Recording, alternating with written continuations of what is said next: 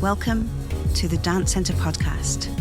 I am your host, Claire French, and I'm joining you from the traditional unceded territories of the Musqueam, Squamish and Tsleil-Waututh peoples, also known as Vancouver, Canada. I'll be talking to dancers, choreographers and other members of the dance world here on the West Coast to find out more about their creative work and practices, and to discuss what it means to us to be dance professionals today. Thanks for joining us. Welcome to this edition of the Dance Centre podcast. I'm delighted to be joined by Kirsten Wicklund. Kirsten Wicklund is a Canadian independent creator currently based in Antwerp, Belgium, where she dances as a demi-soloist at Opera Ballet Vlaanderen. I hope I'm saying that right. But Kirsten is with me, so she can alter that. Vancouver knows her and loves her as a dancer with Ballet BC, where she was with the company for 8 years, 2014 to 2021. But we will be talking about that, finding out a little bit more about her relationship with Ballet BC as we go through this interview. And I'm talking to Kirsten today because she's also one of the artists in residence at the Dance Centre this season. And she did show a new work in April with 4 dancers. So I look forward to talking with Kirsten about that. There's lots for us to talk about in her training, her experiences of performing and creating, and also as a yoga teacher. So without further ado, I will introduce Kirsten Wicklund and ask Kirsten to say hello. Hi, thank you for having me. Such a pleasure. Thank you, Kirsten, for doing this. And I'd like to start by asking you where you are right now. Are you in Belgium? Yes. And can you talk a little bit about what your experience is living in Europe, or in Belgium particularly, Antwerp particularly? Yeah, absolutely. I am in Belgium, Antwerp. It's really a beautiful place. It's a very rich city filled with many artists, many art forms. It's been an absolute journey to kind of settle somewhere new. I think that it's been a beautiful and challenging experience, which is why I sought it out.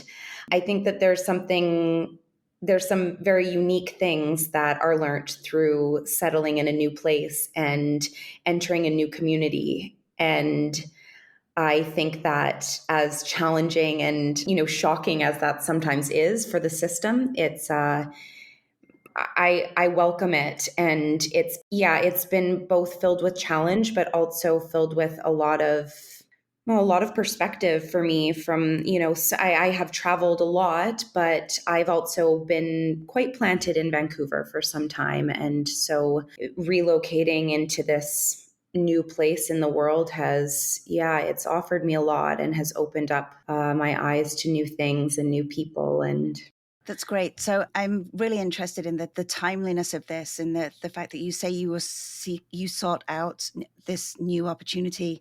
So I'm assuming did you answer a call for an audition? And if you did, or if that was, however that happened, it's all during the COVID pandemic, really? Or does it go further back than that for you? Right. I was toying with the idea of stepping into a new environment for some time, not because I was unhappy in the company environment at Ballet BC. Quite the opposite. I loved it and I still adore it to this day. Like, I just have the most gratitude for that space. I was feeling as an artist, like I was craving to kind of just expand my bubble a little bit, like to put myself out of my comfort zone. It's so easy to become comfortable in your surroundings and you know how everything works. And while there is a beauty to that, I was seeking out a new environment perhaps to enter in an artistic way. And it was during COVID.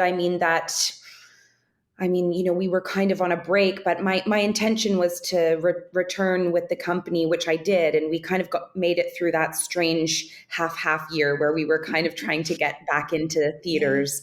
And, I was just looking at what the last few years had been like, and this point in my life where I felt like if I didn't make a little bit of a big leap now, I maybe wouldn't ever do it. Mm-hmm. So it was kind of this moment where I was feeling like I needed to jump into the deep end somewhere. Mm-hmm. and just put myself out there in ways that were really actually very scary, because it would have been much easier and comfortable to stay in that environment that I knew very well and also deeply cared about. It was quite a challenge for me to actually say, okay, I'm going to take this opportunity and go pursue something new, the unknown, right? Yeah. So, and not to mention, I really value the relationships that I have there at Ballet BC, and also the Vancouver community, which is why I'm still doing my best to keep ties there, because it means a lot to me, as you know. So yeah, I did. I put myself out for. I submitted in an online way to the company here. It was a company I'd always had my eye on a little bit. What they were doing, they have a huge classical history, and that's something that I really value. At the same time, they are starting to do more broad range of works, which interested me, and I also knew that there was bit of a shift in direction happening as well, which was going to lead them in an even more contemporary direction. So it felt like a good moment to enter a place with this rich classical history and still a lot of remnants of that, but a place that is pursuing new work and pursuing creation and kind of holding these two things in its hands, like this. They do historic works for certain. I knew that they were bringing Pina Bausch and things like this that have this rich dance history, and that's something that I am deeply interested in. And at the same time, I'm deeply interested in the creation of new work and new ways of working. And so it felt like this environment where I could connect to those things and at the same time throw myself into a new bubble that I have, really no idea about the inner workings of it. Maybe you could talk a little bit about being a demi-soloist and what that means, because that to me speaks to this idea of a traditional kind of, they have a tradition at the company tied to that kind of idea of more classical traditional works. But then also there is this sense that the scale of the works is theatrical, opera, ballet, Belgium, like all of this. But as you say, it also seems very much like the companies, the artists they brought in, the choreographers, it feels to me that you're involved in a kind of repertory company kind of, but then you're saying that there's also some creation aspect coming in, and I'm really interested in that. So the demi-soloist, what does that mean? What do you... Yeah, in a sense, the company still is in this place where they have this structure set up that is quite outdated, in my opinion. And they do have this sort of hierarchy system. At the same time, in reality and in practicality, it's not so present here. So I knew that coming in, there was it's kind of how I was saying, there's this remnants of that classical history. This is one of those things. It's still lingering, this hierarchy system, where we're brought in at a certain, pay scale according to perhaps experience or how well, the company feels like they might use us, or it's something even more generic now because the whole system is starting to be abolished anyways. So I take it a little bit more like it's kind of entering a system that's already disappearing, I think, which I find to be a very positive side of a structure that is starting to shift and work in new ways. This type of hierarchy system doesn't necessarily serve the types of work that we're doing in the company in reality. So you have this group of people and stagers come in, and yes, it is a rep company, so we're doing a lot of existing works. Well, they might see someone who's just the essence of a certain role for them. And if they're not allowed the freedom to cast that person, maybe they're a new member, or maybe they're very young, or maybe they're just not, have never been promoted to a certain rank. I think that there is that freedom and flexibility now from direction here where people can cast who they want. Like, it's kind of a fair game situation. Like, for example, I arrived and I immediately was thrown into things. And I think that typically, in a much more rigid classical structure, that would not necessarily be the case unless I were quite a famous principal dancer somewhere being brought in. So there is this kind of flow that's happening where, yes, there's a rank system. In reality, it's not so much at play. And I think that's really important. I come from, at Ballet BC, there are no ranks. It's a group of people and everyone is seen really as an individual. And that is definitely the working environment that I feel like I've entered here in terms of what is being set up by direction. So I think that that's a really positive step forward for this art form, especially when it comes to talking about the classical, field and these structures that have always been in place. Like, there are some significant problems with that. Yeah. And I think that this is kind of one way that we're starting to allow that to disassemble, perhaps in an organic way. Yeah. And I think what I really appreciate about, well, one, you saying that you're a demi-soloist is kind of, it's really helpful for, like, to me, that to understand your relationship to that company, and also feels like you are able to carry your experience of Ballet BC into this new company. Because I mean, as you know, I'm a choreographer, but in the contemporary dance world and not at all in that kind of ballet system ever really for me. And so what I get from it is that this person knows how to be a soloist and be, if you like, a team player, but is not necessarily somebody who's going to be in the corps de ballet, is not going to be in the corps. And so the experience that you bring to a company understands how to devise, how to improvise, how to interpret as an individual and as a group member. And I've talked to some dancers through Ballet BC who, like, there is something about, it's almost like there are times, I'm sure, and I love being in these environments when everybody in a company is essentially a soloist. Absolutely. And I think that one of the most beautiful skills that I left that environment with was the ability to be, like, as much of a team player as I can be a standalone performer. Yeah.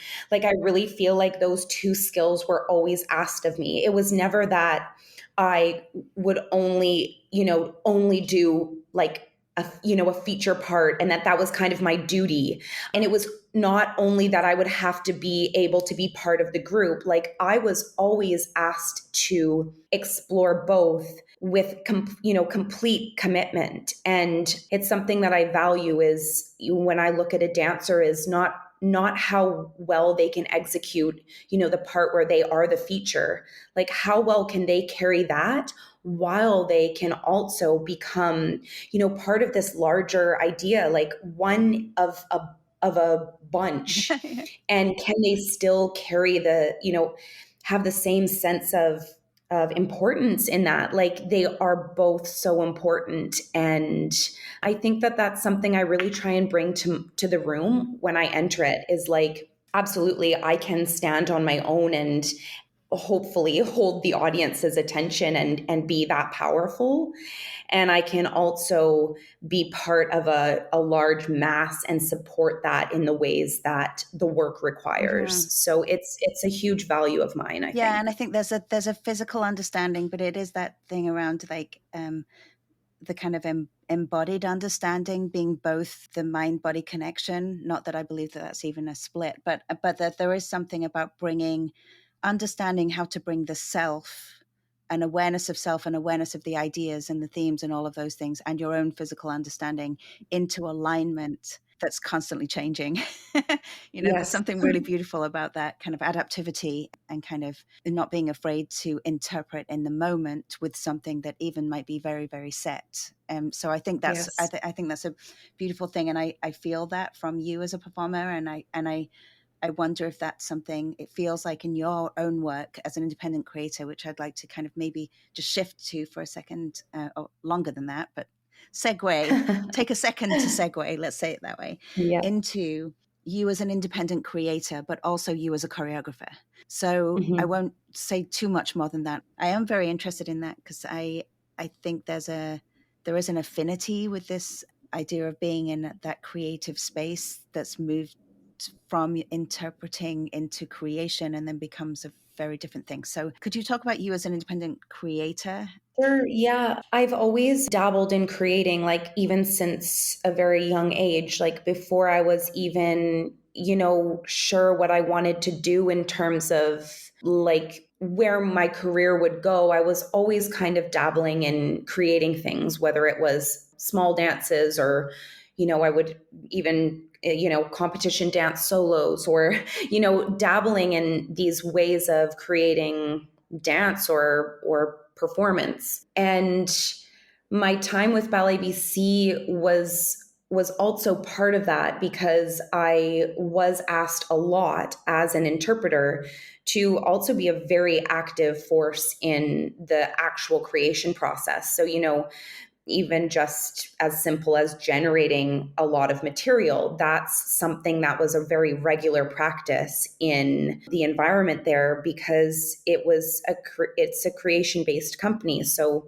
more of our activities than not at a point were about creating.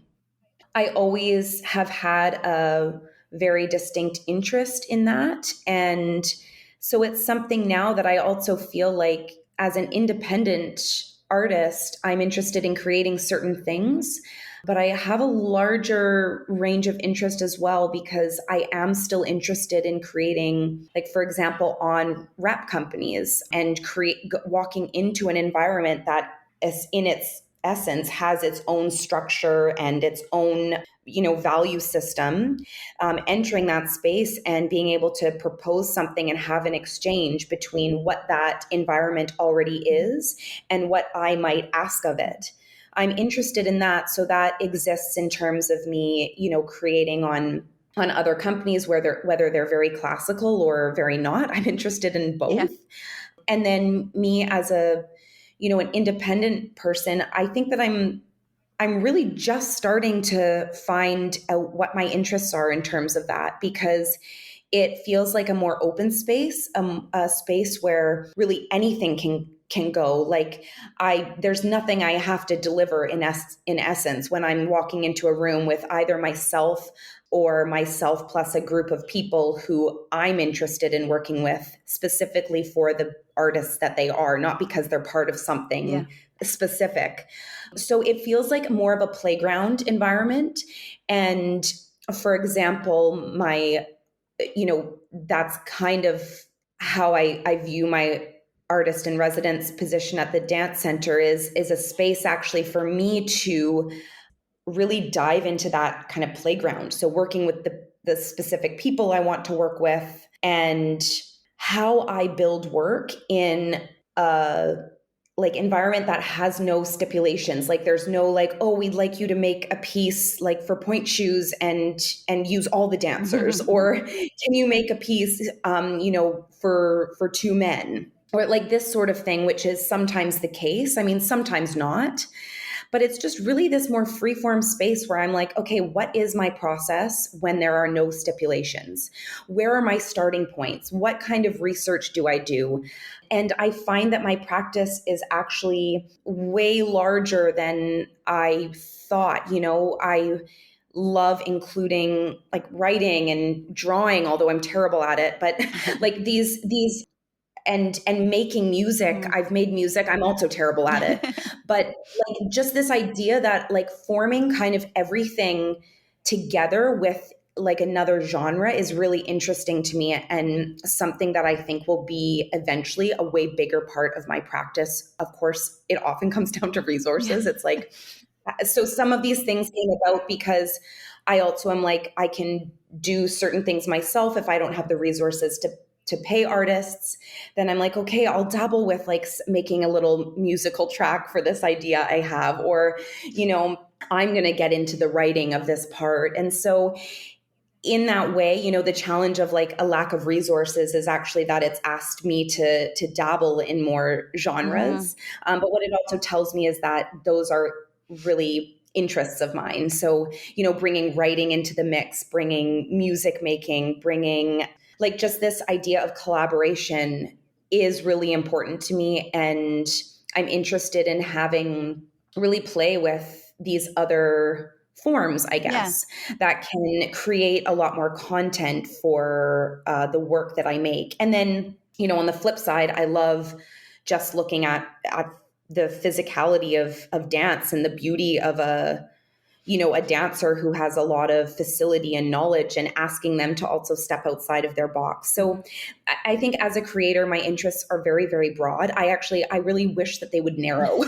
Like I always have this desire, like if my interest would narrow, I could kind of like dive more deeply into something, but I'm also just, maybe this is just the place that I'm at. My interests are very broad, and while they are, I'm trying to explore all of them without any judgment, and just to, let myself play between these worlds. And, I figure that one day I'll start, following one direction maybe more closely. Yeah, I like to think of it as this kind of, you're also almost you're deciding the stakes, and you're making claim to your art making in a different way than what I sometimes call service choreography, which sounds a bit cynical, but I don't mean it that way.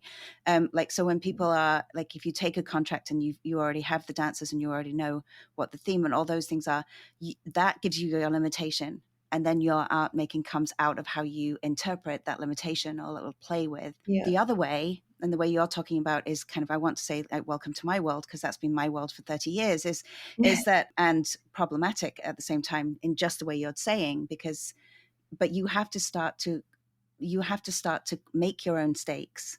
The work starts to tell you what they are, and your claim as an artist becomes more and more refined, and you discern that as you go along the process. But it doesn't necessarily mean that that's going to be in the dance form for you. It might come from the form of the song that you've written, or from the painting that you've done, the compositional aspects of the bad drawings, which I have books of, like, so really bad drawings that I can't even tell what they are, and they're not supposed to be abstract. They're supposed to be something, but or the same thing each time I look, but they never are. So in that, I think what I'm finding now, what I'm trusting, like you're saying, this idea that form from all of those different places is helping inform my understanding of form as a choreographer, but also expanding my understanding of form as a choreographer. So I'm really enjoying that journey. I don't know where it's going to lead, and I don't know what it will become, and it might not even become anything to do with dance. So I think that's really exciting.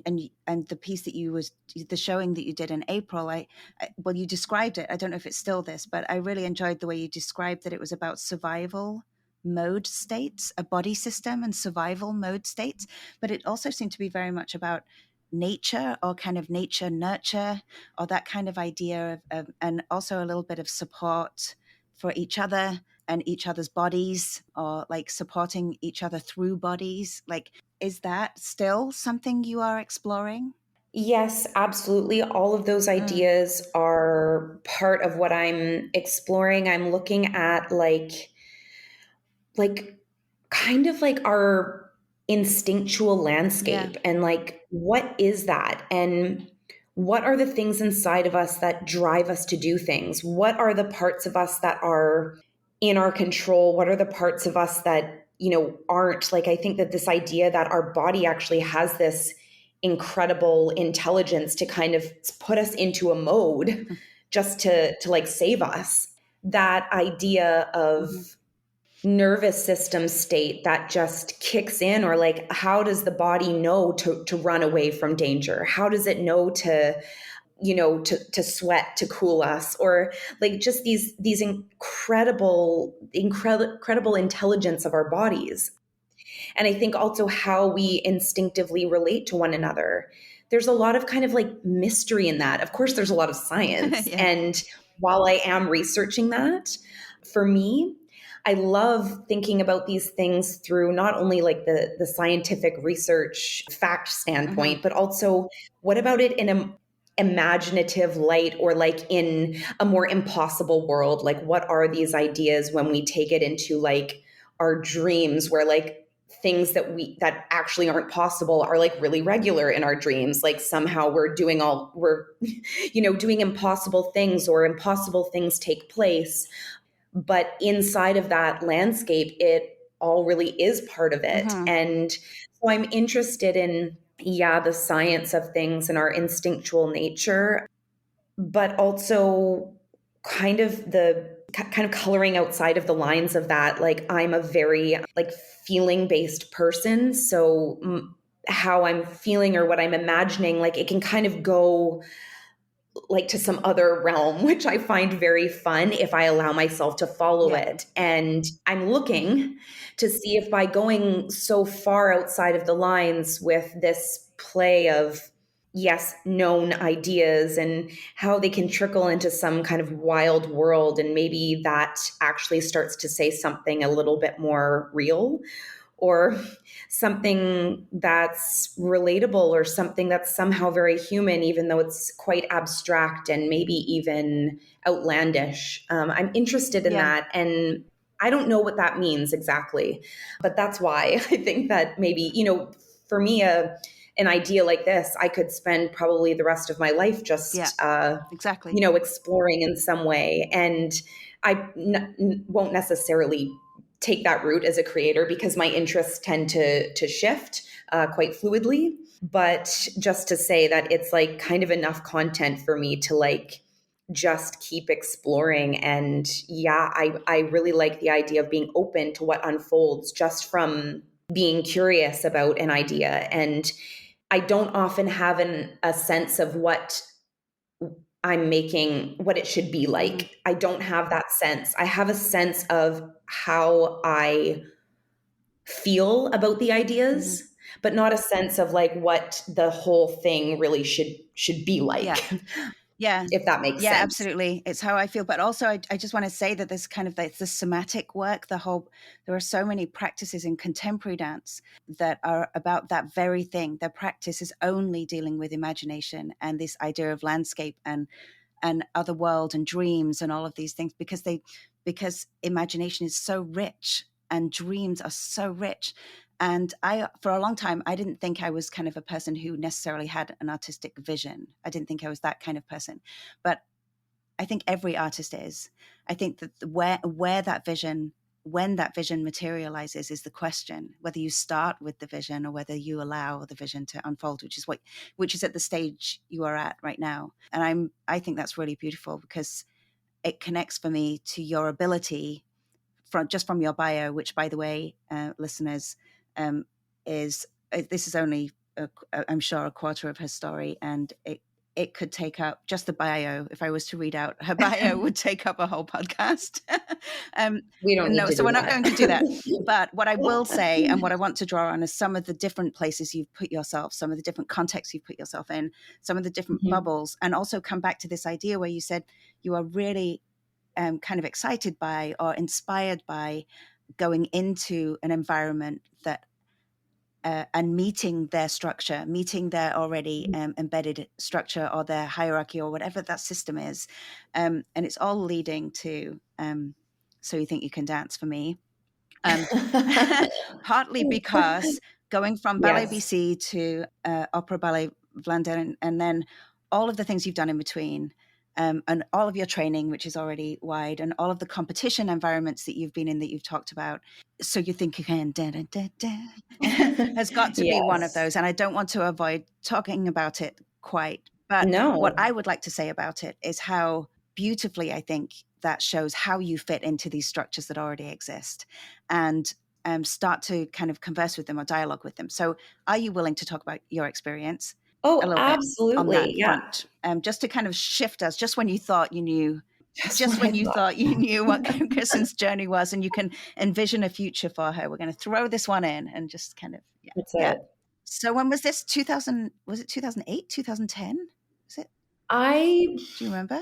I feel like 8 would be closer, but I would have to do some digging in my memory, which is awful, to know about that. Yeah, it must have been maybe 2009, 10.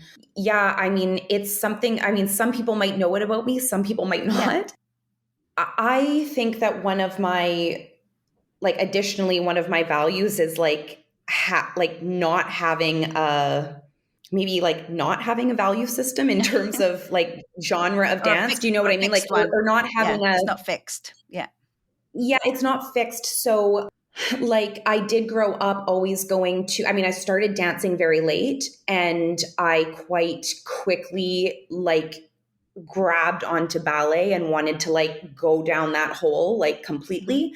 But at the same time, I always did, a variety of different dance styles.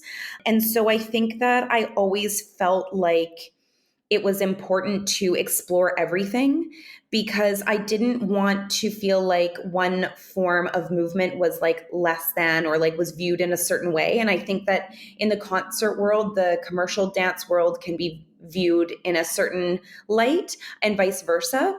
And so for me, doing that show was, first of all, a way for me to explore like what else. I was in a very classical ballet environment and I didn't know if that was going to really be right for me long term.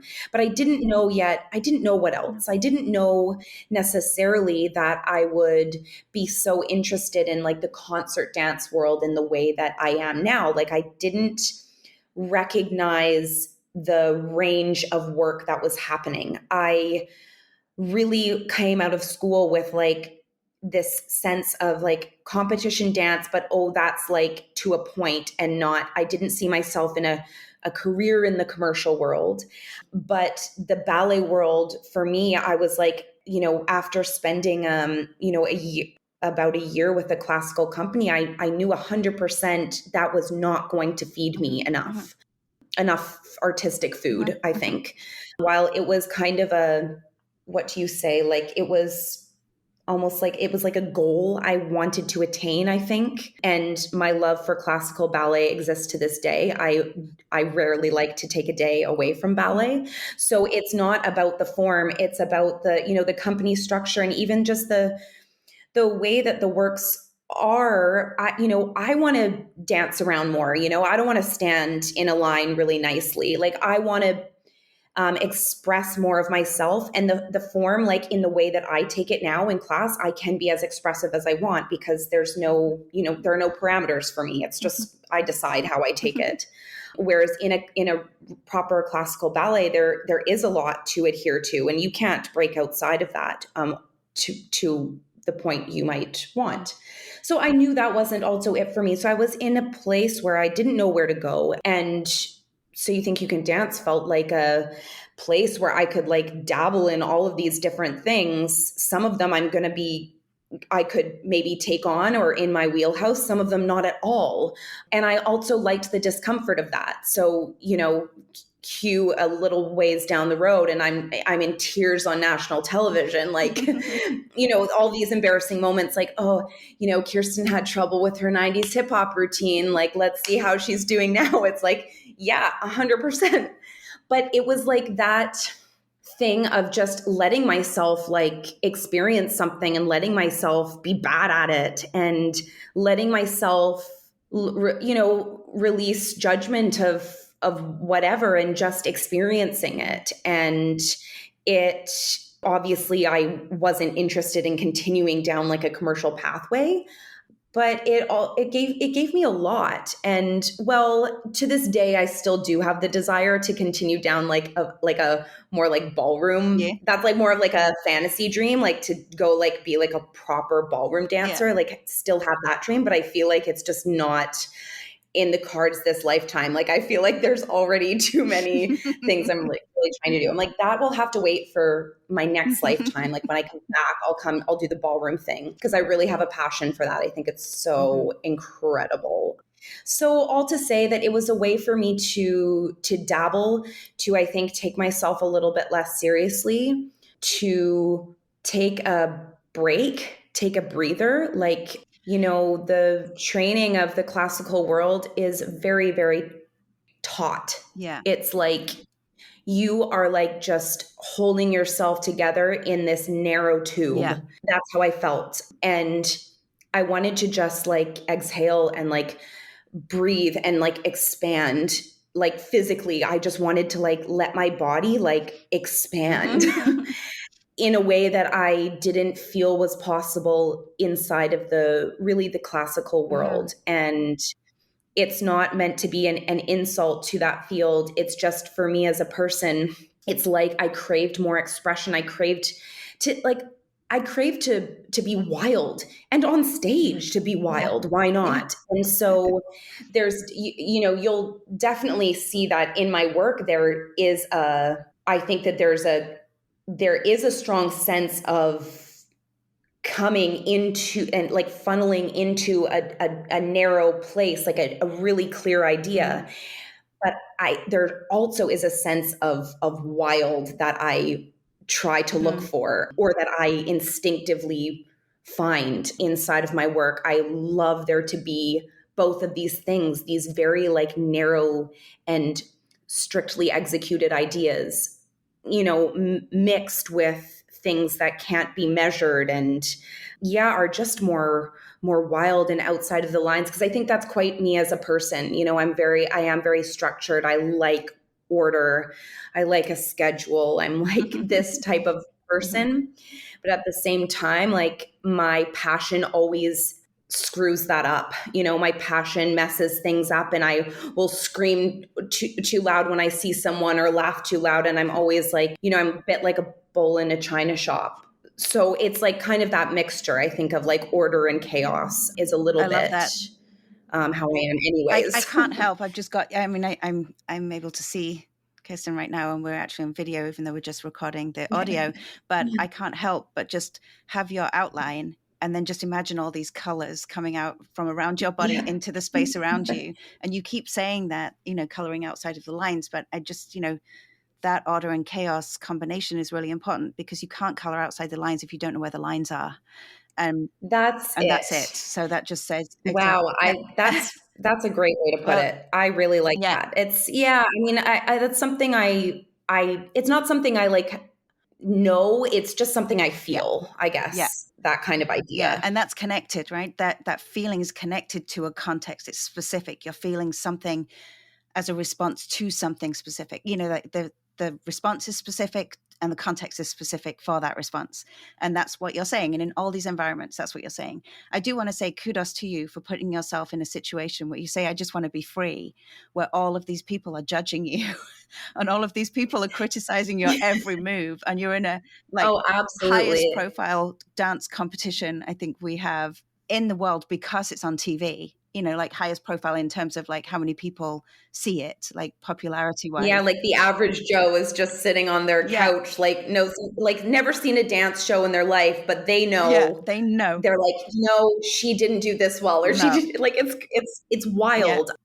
But you know what? It is an experience, and for me, I think that these experiences shape us, whether they're something that we don't know. What do we really know about, I don't want that experience, or this or that.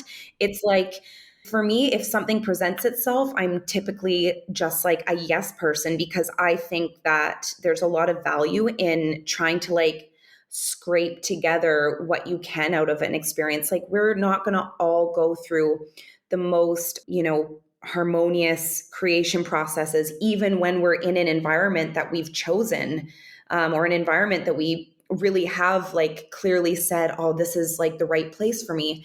There's always going to be challenge. And I think that the best service we can do to ourselves and to the work and the room around us is to be like seeing like what there is there, to like, is there something to grow out of this? Is there something to notice, even if it's just that, right? And that takes presence. That's awareness. That's your awareness of self in those situations, awareness of the situation, and a deep engagement in what's happening. I think that, and I think unfortunately that's more rare than we would like it to be. But I think, I think you're right, which is another conversation. Yeah, entirely. I suppose it's true. And I think that, we're lucky if we come across a handful of people that connect to that in the same way that we do, or, for everyone, it's those people that they find that dive into those places with them are always going to be different. But I think that it's beautiful when that is present. Yeah, just so powerful and just all consuming kind of this.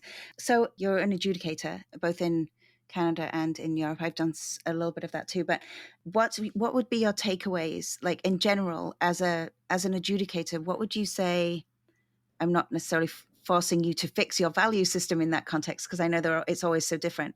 But what would you say as an adjudicator you offer that you share maybe with the younger generations that you think is something from your experience and your insight?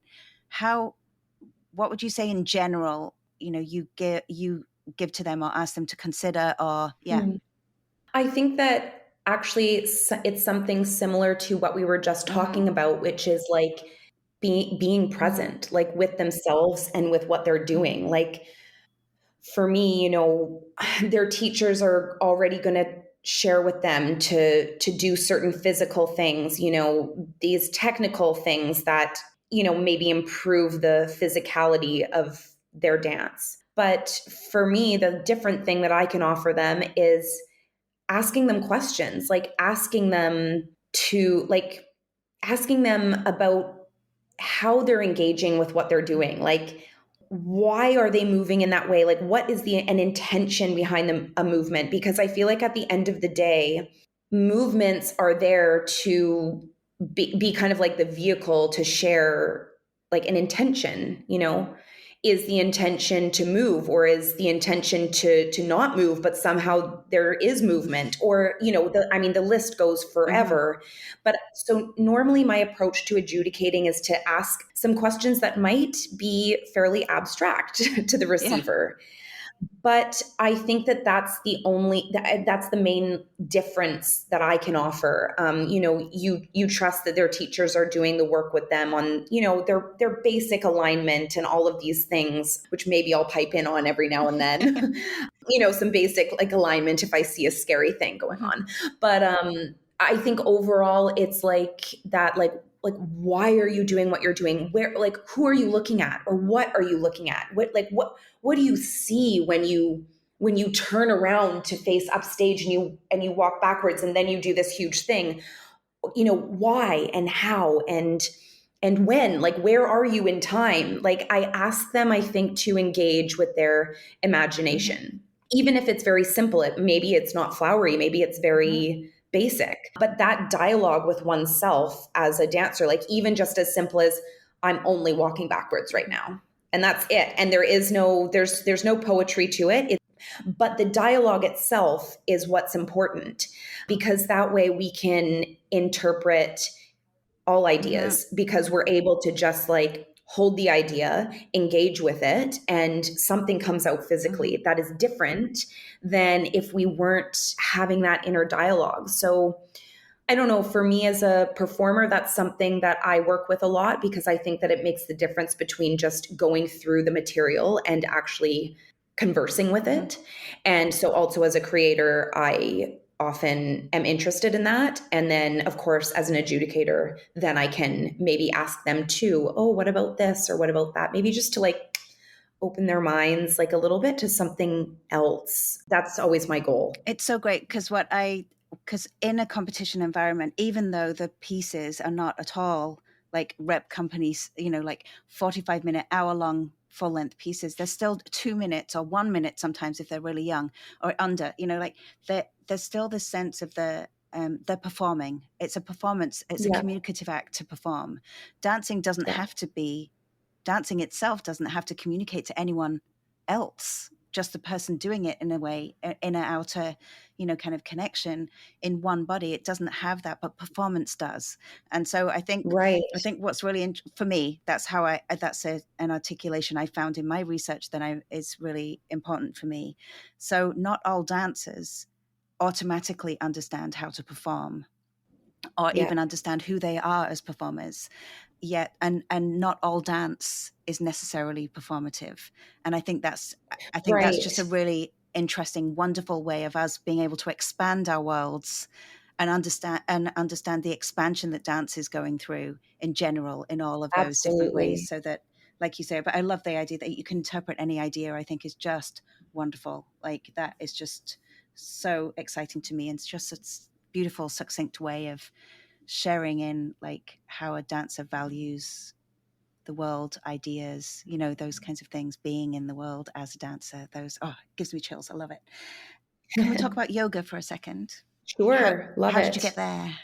What's going on with your yoga practice? Um, Yeah, well, I've struggled with injury a lot along the Mm-hmm. way of my career. And so at one point I was trying to let something quite long term resolve in my feet. I had like many stress fractures from a show that I was doing that was touring, and I needed to just take some time to like really leave them be. And it was a good time for me to, I was interested in, you know, what forms of cross training can I do right now that facilitate maybe more balance in my life, in my body, in my mental state. So for me, I looked towards yoga to see what it could offer me. I didn't know at the time.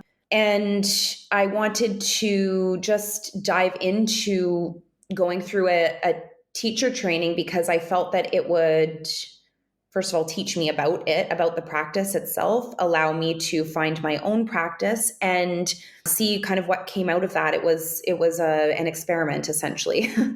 And I'm so grateful that I did it when I did it, because I think that the time and practice that it takes to become a teacher who offers something that's unique to them, it takes a long time. It takes practice. And so when I did it, it helped me a lot in my own physical body. It helped me in trying to meet up with a bit more balance in my life. And therefore, I was able to continue teaching, you know, up until this point. And along the way, I feel like I've, you know, gained the teaching practice and the teaching experience that only time can give. Mm-hmm. And so, yeah, I did it when I was quite young, I did it. And I think that was one of the best investments that I made, actually, because it's something that I use both for myself. It's something that I can offer to other people.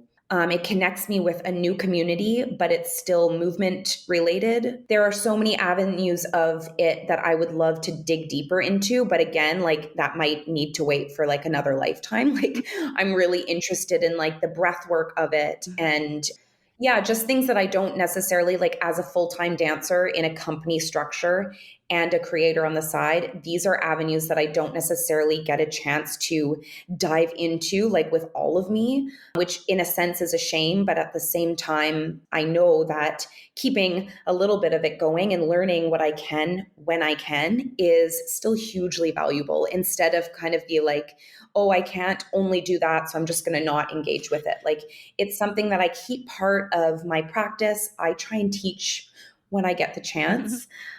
And I think that there's just value to keeping it like in the mix of things, even though, of course, I'm not solely a yoga teacher. It's something that I do more on the outside of my main, you know, my main dancing. Because to be honest, like sometimes I feel like I don't even have time to just be a regular human, No. just with the like dancing schedule. So yeah, just all to say that it is a beautiful kind of side practice that I have that I wish I could dedicate more time to, but I just give myself a little bit of Yeah, you have to reprieve just from almost like an ocean, right? Where you're riding this dance wave right now, and that's the highest peak, and Yes. that's what you're on, and that's what you're surfing. And there are all these other Yeah, potential waves coming up along those, but you might drift totally. over there at some other point in 10 Yeah. years' time. It's all available to you. It's all available to you. Well, yeah, and COVID is the perfect example, Yeah. because during COVID, yoga was the most Yeah. accessible movement practice. When I was trapped in a tiny apartment, it was the most accessible way of being in movement. And it was also something I could offer virtually. So suddenly I was like really a lot more into that way of working. So COVID was very Yeah. beautiful I for remember that. I was Yeah. going to mention that you offered your classes during COVID for people in I did. And you know, people still like practicing in that form. So I'm trying to offer it every now and then. It's a bit tricky with with the schedule. time difference here, Yeah. because yeah, a lot of my community is in Vancouver, Yeah. but you know, anyways, the virtual practice is, well, it's actually a lot more cool than I thought it would be. Great. It's it ends up being great, and there's people that I'm able to connect with and help and support, and in ways that I didn't think maybe would be so great, but it has been really great. Yeah, that's wonderful, because I think if you have your health and you know how to adapt to keep your health and well-being as well as you can, as healthy as you can in those environments, then you have access for all those ways. So let's just kind of bring this to a bit of a close. It's been wonderful talking with you, but also hearing you and following you as you talk. It's wonderful. Thank you so much for all you've just shared with us and all you've done and all you're doing. So what is your schedule right now, and are you performing soon? And how long are you in Antwerp? Yes, we're performing quite soon. Right now, I'm actually working with Jan Martens, who is a Belgian creator, and it's been wonderful and extremely challenging in brand new ways for me, which is really exciting. I came here to be challenged, and it's doing that for me. So we're creating. It's a full length work. It is premiering at Festival d'Avignon in the end of July, but we go to Avignon next week to do kind of like a a technical residency there. So we'll get it on its feet, and then we'll come back to Antwerp, do a little bit of probably reworking. He likes to really keep going. And then we'll go do the premiere in July. Very exciting. I have not been to the festival yet, but it's quite an impressive outdoor, amphitheater style, massive. I'll report back to you once I see it in real life. Please do. It's supposedly quite overwhelming. So I'm very excited. And then, so we finish the season there. I'm going to head back to Vancouver for August, and I get to continue with my creation process there, which is really important to me, just keeping roots with Vancouver and with the community there, which is, by the way, just such a unique and precious community. Stepping outside, it's not that I didn't know that before. I always say to people, it's not I didn't know how great it was, but you step away from it and I have a refreshed sense of how incredible the community is there. I value it, and it's just something that I never want to lose or not be part of. So I come back and I'll work with some dancers there. We're going to try to make it through the creation of this new work that I'm doing, and is still looking for a bit of support, actually. So maybe we can also share in your sidelines with the podcast that there's ways for people to support the project as it starts to move towards some fruition in 2023. And will you show us will there be showing in August then as well, potentially? Yes, in August. So I'll try to organize something. We're doing a week in studio, a week in the Ferris, and then let's see about sharing some in progress stuff. Don't want to share too much at that stage of the game because it's going to be getting fairly formed, and we're working towards presentation in 2023. So that's also quite soon. It's going quite fast, isn't it? The time. It's going quite fast. And I do plan to, I've returned to another season here at OBV for another season. We have some nice stuff on the roster, which I can't share, unfortunately. It's all a surprise, but it will be a full season, and my plans beyond that are kind of to be determined. That's so amazing. So thank you so much. Will this information all be on your website? And would you like to just tell us your website? Absolutely. Yep. You can go to kirstenwicklund.com, and I'll make sure that that's updated because I do everything myself. It's a good reminder for me to update things and So yes, indeed. And you can always check out more of what I'm doing on my Instagram page, which is just at Kirsten Wicklund. And I have a link tree, and there's lots of links to things, and you can kind of dabble around. And so great. And we'll add those to the podcast at the bottom. But obviously the Dance Centre will also be following Kirsten. So stay in touch with us at thedancecentre.ca, and we'll make sure to keep you informed. Thank you again, Kirsten. This was absolutely wonderful. Toi, met for all of it. And I look forward to seeing you in August. Cool. Thank you for having me.